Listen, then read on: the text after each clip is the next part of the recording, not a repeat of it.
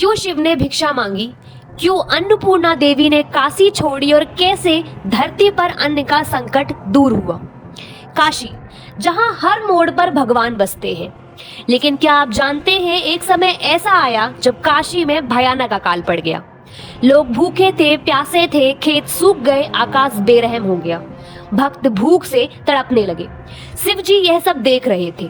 शिव, जिनके लिए कहा जाता है कि पूरा संसार उनका एक परिवार है, अपने भक्तों की पीड़ा वे सह नहीं पाए।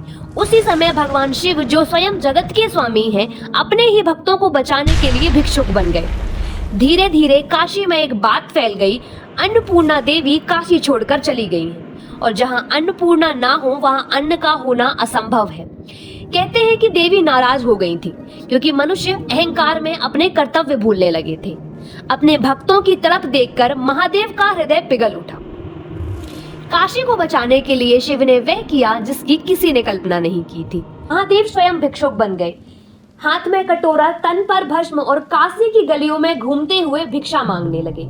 यह लीला सिर्फ भोजन जुटाने की नहीं थी, यह लीला मनुष्य को बताने की थी, अहंकार छोड़ो, अन्न ही जीवन है।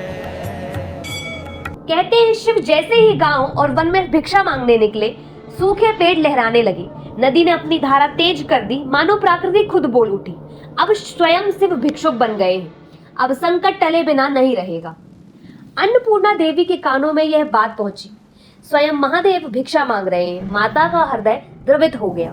वे तुरंत प्रकट हुई और महादेव से कहा, हे नाथ, जब तक मैं हूँ आपके भक्त कैसे भूखे रह सकते हैं।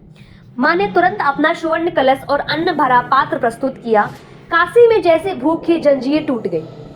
जब माता अन्नपूर्णा ने अन्न का आशीर्वाद दिया, सूखी धरती फिर से हरी होने लगी। खेतों में लहराती फसलें, भक्तों की आंखों में आंसू, और हर कोई कह रहा था, काशी धन्य हो गई। धरती पर पहला अन्नपूर्णा मंदिर बना, जहां आज भी भक्तों को किसी एक समय निःशुल्क भोजन मिलता है। यह कथा हमें सिखाती है कि अन्न सिर्फ भोजन नहीं, अन्न स्वयं देवी का स्वरूप है।